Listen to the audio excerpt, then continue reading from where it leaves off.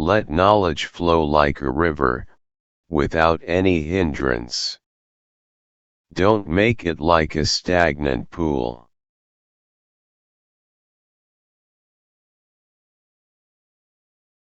Hello everyone. Once again, I am PS Chatterjee with you. Warm welcome back to my channel. You are now watching Structural Design Only, a channel with a different vision. Today's video is titled, From SP-38 Tables to Smart Excel VBA, Steel Roof Truss Analysis. Special note on VBA recording. Please note that if I show the full macro recording process, it will make this video very long. If I find a good number of viewers are interested in the actual coding and macro recording, I will produce a detailed video on that topic alone. If you are one of them, please write yes, I want in the comments section below. This is an Excel-based VBA presentation, created for my fellow civil engineers, as well as for non-civil engineer viewers. In this video, you will find several pre-calculated tables that we are going to use. So, no manual calculation is required. The basis of this video is this book. This is the cover page of SP-38. Inside this book, you will find 90 tables for typified, A-type roof trusses, using rolled steel sections. Now, why is it called an A-type roof truss? Well, nothing serious, it is simply because the geometry looks exactly like the capital letter, A, but without fully grown legs. The two sloping rafters form the sides of the letter, and the horizontal tie beam forms the crossbar. Since our columns are the support, we don't need the long legs of the letter reaching all the way to the ground. Now, introduction of truss section. In this truss design, you will find the following rolled steel sections. Indian Standard Angle, or ISA. Indian Standard Light Channel, or ISLC. Indian Standard Medium Channel, or ISMC. Indian Standard Light Beam, or ISLB. And Indian Standard Medium Beam, or ISMB. Along with these, for purlins, we are going to use channels, or circular hollow sections, known as CHS. The SP-38 code further divides this truss system into two categories, no crane case, and with crane case. Presently, we are focusing on the no crane case. This book also contains the design of lintel trusses. Community and free resource instructions. Now, for something many of you have been eagerly awaiting, the free Excel sheets. Your free Excel sheet is here. I have been thrilled by all your fantastic emails, and I am genuinely excited to share this with you. To get your copy, please read the instructions carefully in the description below this video. It is a quick, two-step process. First, you will need to email me your request.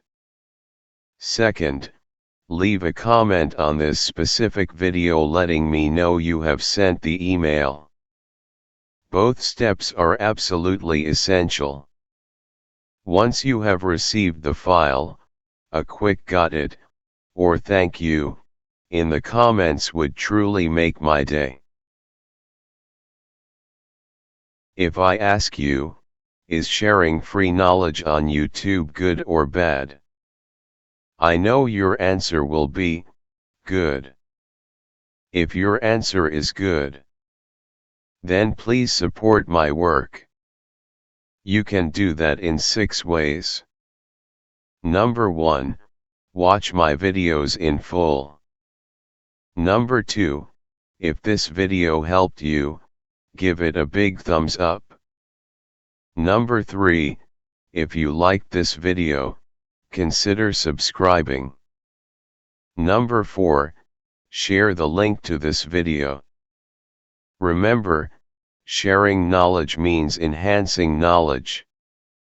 Number 5, if you need more powerful content and free Excel sheets, consider a contribution, whatever fits your budget. You will find my UPI ID in the description. Number 6, if you find this video has no value, please press the dislike button without hesitation. But remember, disliking without explanation is a verdict without judgment. Please leave a comment mentioning why. That feedback is better than a like. Your engagement genuinely helps me improve how I share knowledge with all of you. Thanks for your cooperation and support. Now, I am moving toward the Excel sheet. Let us dive deep into SP-38 Steel Roof Truss Automation in Excel VBA, no crane case.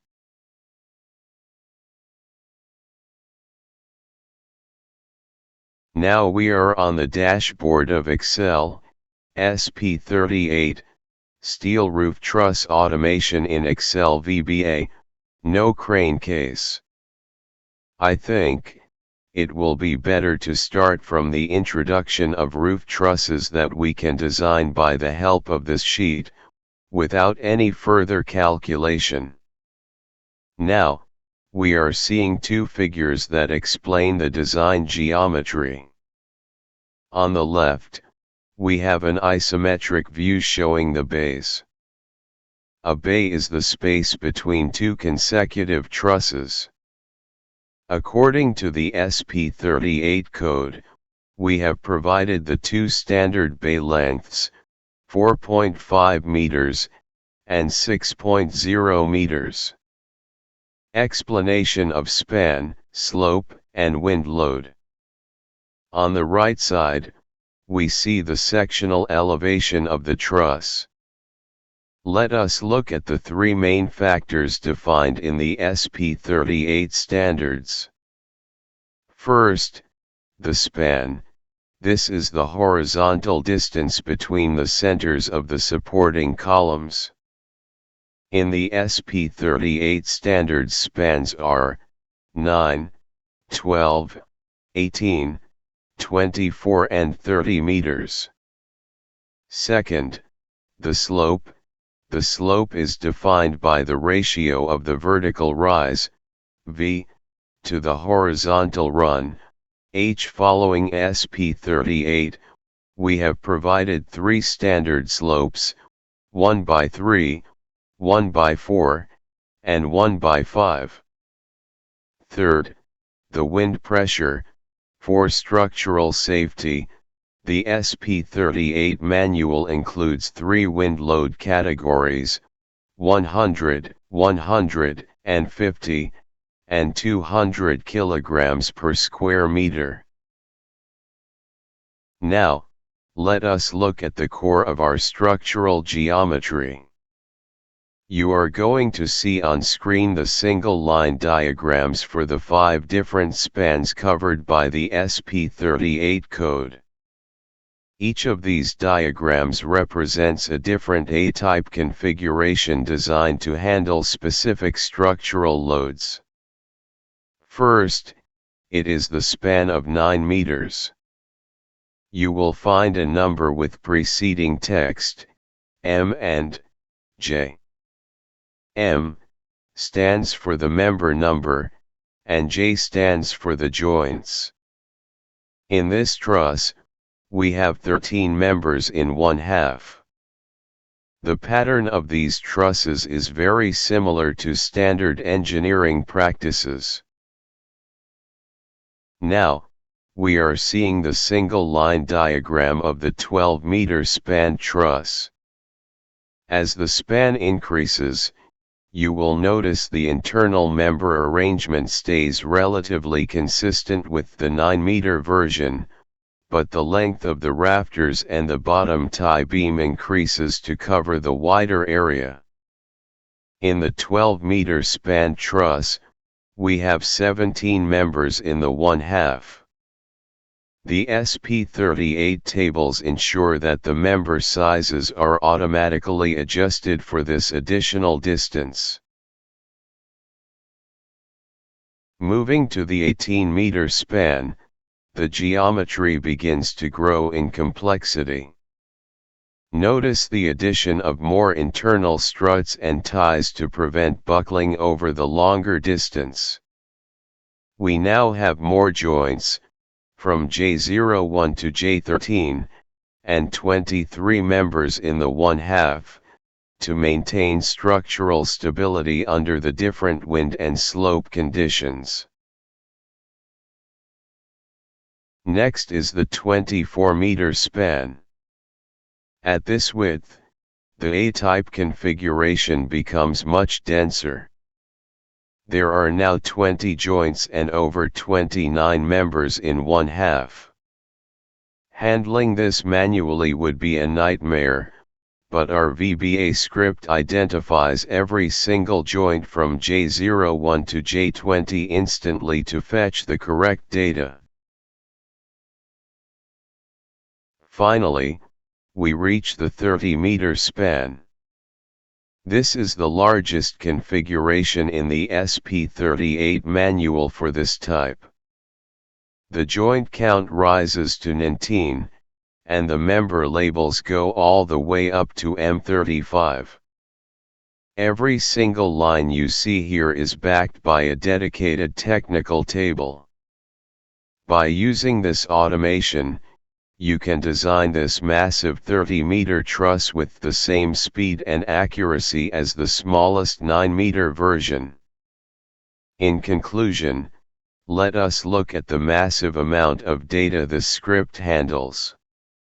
For every single span, each truss is calculated under 9 different conditions of slope and wind pressure as per SP-38. After considering the 2 different bay lengths, that number becomes 18 conditions per span.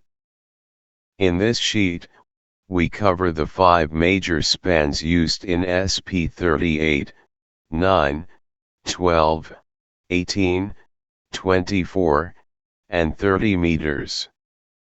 If we multiply 5 spans by 18 conditions, we arrive at a total of 90 pre-calculated tables found in the SP-38 code just to give us the calculated loads. But it does not stop there.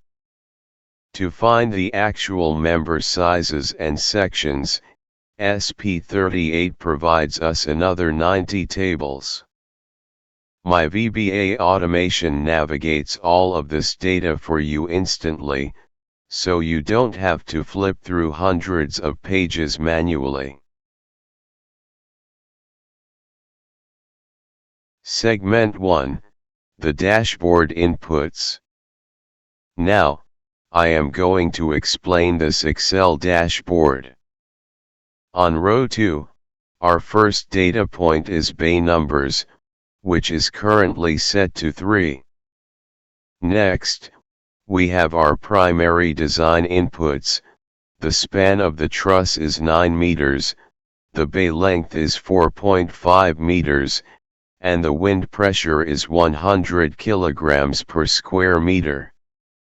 The slope of the truss is 1/3, the column height is 4.5 meters, and the column section is ISLB. For the structural members, the bottom chord runner is a single ISA, 65 by 65 by 6 mm. The purlin is an ISMC 125. Regarding the extra weights for fittings, we have a dedicated drop-down menu. This allows you to account for bolts, cleats, and gusset plates by adding a percentage of the total weight. The values range from 0 to 5%, with a precise increment rate of 0.5%, giving you granular control over the final material estimate. Along with this, notice the two data points in blue text. These are table number 1 and the eaves beam ISMB 200. These are auto-generated. By analyzing the span, bay length, wind pressure, and slope, Excel identifies the correct SP-38 table automatically. Similarly, the eaves beam dimensions are generated based on your specific bay length. Remember, before starting each new calculation, we must provide these new inputs. Segment 2, the truss table sheet. Now, I am switching over to the sheet named Truss Table. In this section, we have two parallel tables. The first table contains the pre-calculated loads directly from the SP-38 manual. In the next table, we see the individual members of the truss. Since we have selected table number 1, you will see text and numbers highlighted in blue font.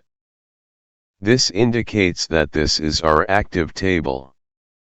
To keep the interface clean and prevent errors, all other tables remain hidden until they are required for a different design configuration.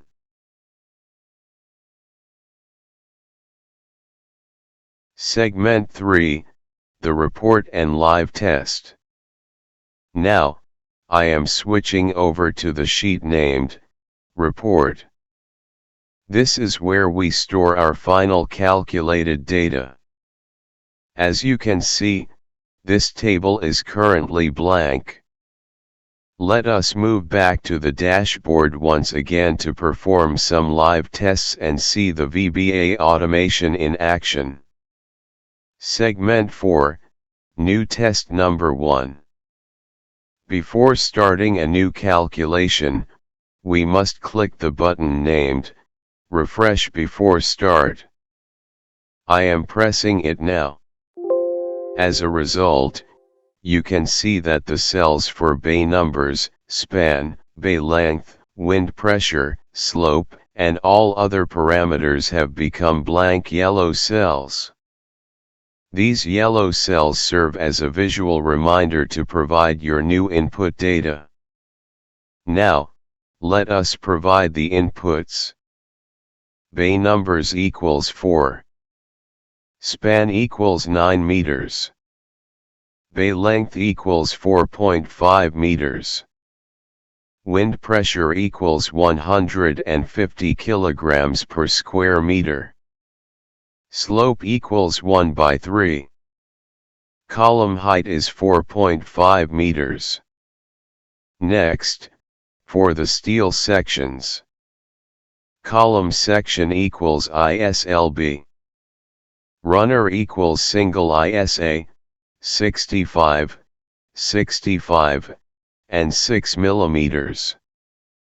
Purlin equals ISMC 125. Extra weight for fittings is set to 2.5%.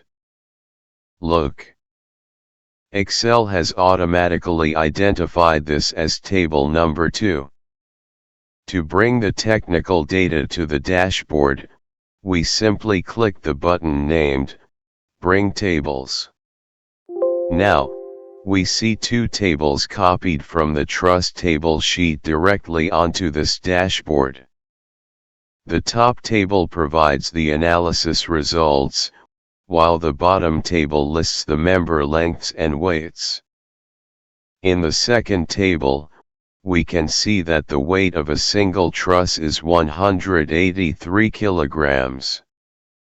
Most importantly, the total weight of the entire shed is 4,961 kilograms, or approximately 4.961 metric tons. This program is not only efficient for determining member sizes according to SP-38, but it also provides an instant and effective material weight takeoff for your project.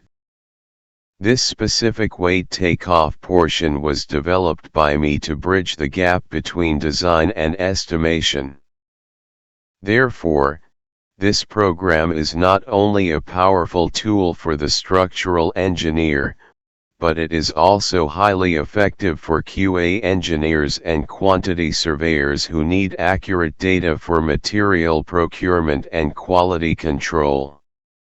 Segment 5. Storing the data. We know that storing the data is one of the most important parts of any project. Now the question is, how can we solve this problem? It is very simple. On the dashboard, you can see a key named Send Report, marked with an outgoing arrow symbol. Just click on that key now. Look. We have been automatically moved to the sheet named Report. Here, we have successfully completed and stored the design of a truss shed, featuring a 9-meter span, 4.5-meter bay length, wind pressure of 150 kilograms per square meter, and a slope of 1/3. If I were to demonstrate all 90 cases from the SP-38 code, you might become bored. However, to gain your confidence in this automation, I am going to perform a few more tests by returning to the dashboard. Watch how the table numbers and weight takeoffs update instantly with every change. Segment 6. Editing input on the same table. Now, say we want to edit some inputs, such as bay number, column height, column section, bottom chord runner, and purlin in Table 2. We can change these inputs directly. From the drop-down menu, I am changing these inputs. Say, bay number, from 4 to 10. Column height, from 4.5 to 6 meters. Column section, from ISLB to ISMB. Bottom chord runner, from single ISA 65. 65 and 6 mm, to tube section, 32L. Purlins, from ISMC 125 to CHS 125L, and percentage of extra weight from 2.5 to 3%. As a result of this change, presently, we are seeing no changes in table number. Because these inputs are not the influencer to the table number. Look at the bottom table. We are still watching total steel consumption as 4.961 metric ton. To refresh this table, now, once again, I am pressing the key, titled as Bring Table.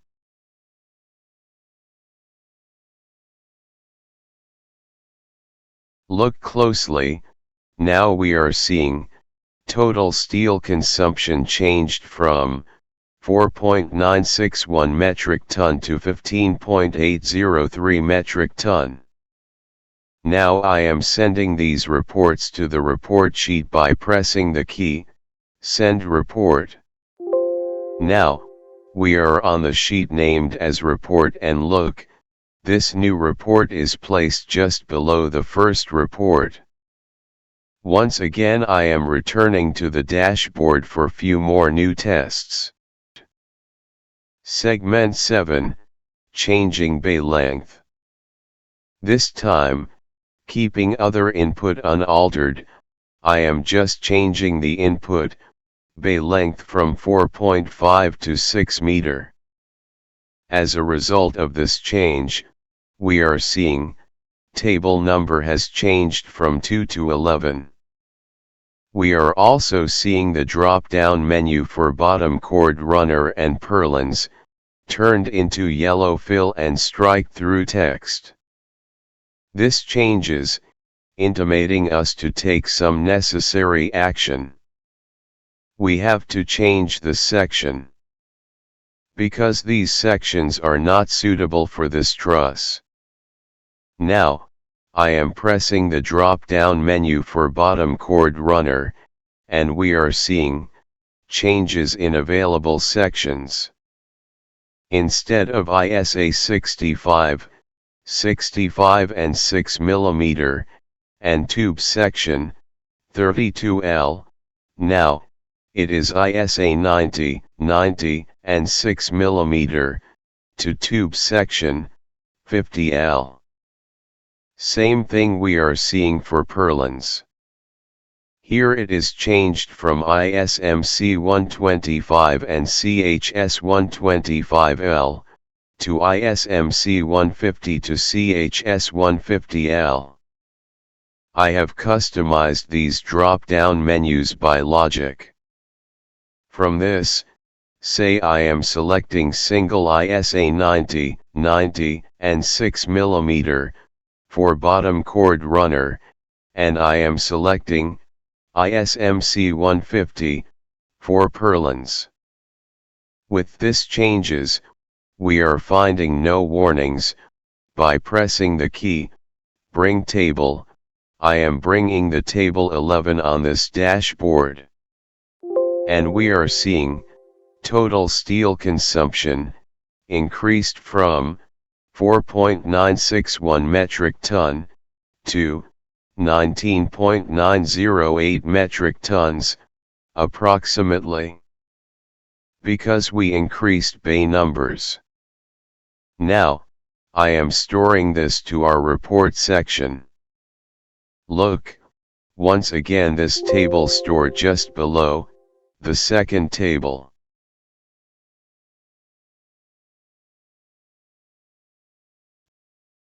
Segment 8, Ultimate Test. Once again we are on the dashboard for the test of table number 90. This is our ultimate table. Since the row numbers of this table is maximum, first we have to press the key refresh before start.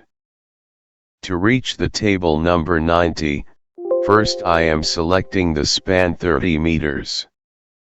Bay length as 6 meter. Wind pressure 200 kg per square meter. The slope of the truss as 1/5. Number of bay, 8 numbers. Column height 6 meters. Column section, ISMB. Bottom chord runner, single ISA 90, 90, and 6 mm. For purlins, I am selecting ISMC 150. Selecting extra weight 2%. We selected the correct parameters for the table number 90, and seeing the auto-generated size of the eaves beam as ISMB 250. Now, by pressing the key, bring table, I am bringing the table 90 on this dashboard. Now our table 90 is on the dashboard. Look. The total steel consumption, 45.874 metric ton. Now, by pressing the key Send Report, we are sending this table report to the sheet, Reports, and look, Once again, position of this table is just below the previous table. So, I am finishing the testing session here, but not the explanation. In the next part of this video, I am going to discuss the VBA macro in short. Segment 9, Understanding the VBA logic for refresh before start. If you are seeing a VBA macro for the first time, don't worry. Think of a macro as a list of instructions you give to Excel to do your work automatically. Let's break down the refresh before start script part by part. In this script, the phrases you see within the dotted boundaries are the auxiliary parts of the code, known as comments.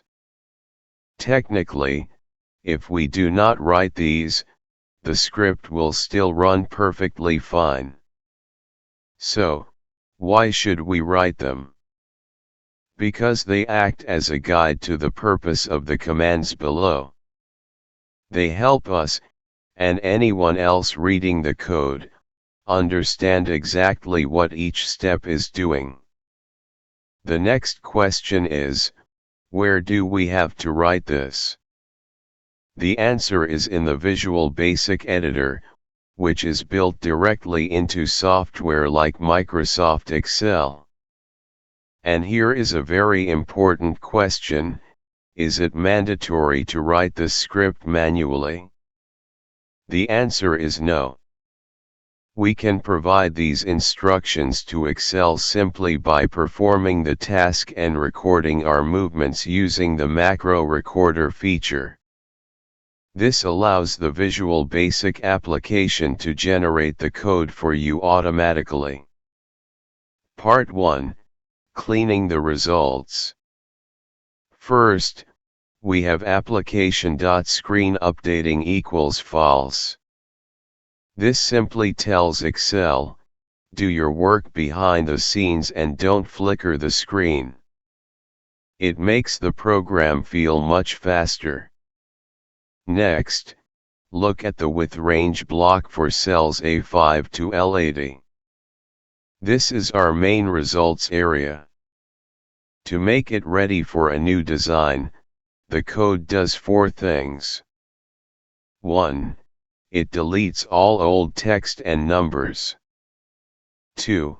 It removes all cell borders so the table looks clean. 3. It clears any background colors. 4. It breaks any merged cells to prevent calculation errors later. Part 2. Resetting the inputs. Now, we move to the next slide. In step 2, the code targets our specific header and input cells, B4 through J4, and cell G2. Notice the comma in the code between these two ranges. This is a very efficient way to tell Excel to clear all these separate boxes at the exact same time. This leaves our input area clean and ready for new data. Step 3 is optional but helpful, the command range A1.select. This acts like a reset button for your eyes, placing the cursor back at the top left corner of the dashboard. Finally, we turn screen updating back to true so that you can see the refreshed sheet.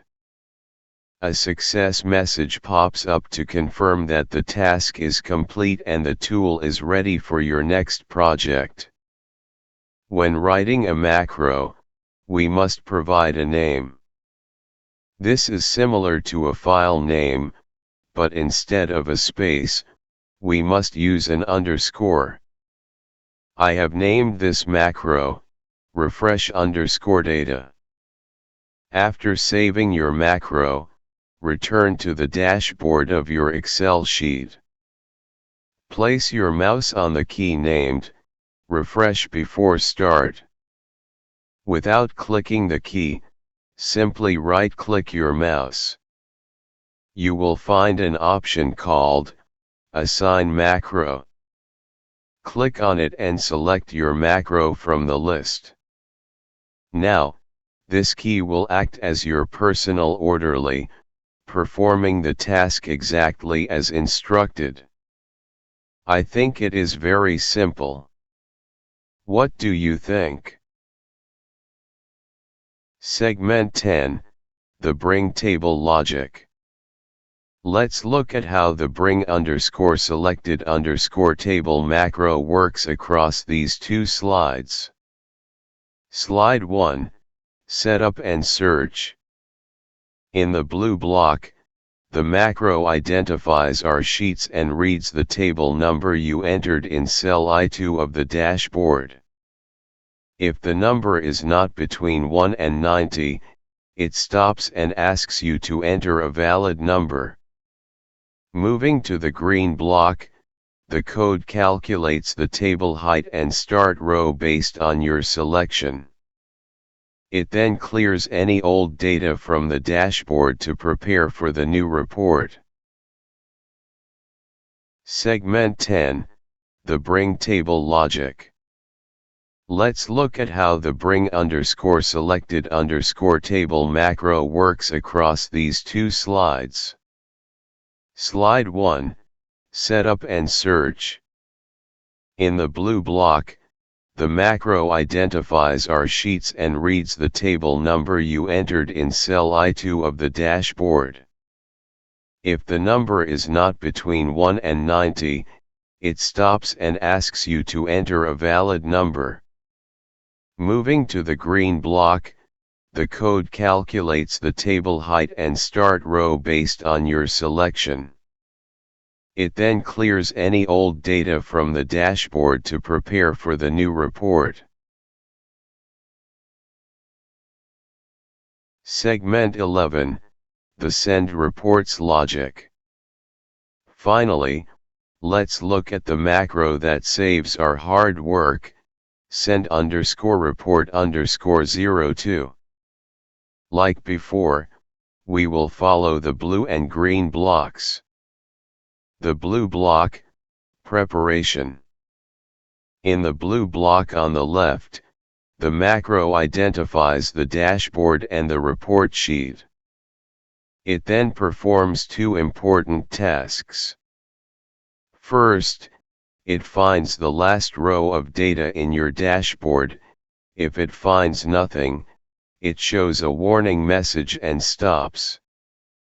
Second, it looks at the report sheet to find the next empty spot so that your new data does not overwrite any previous reports. The green block, exporting the data.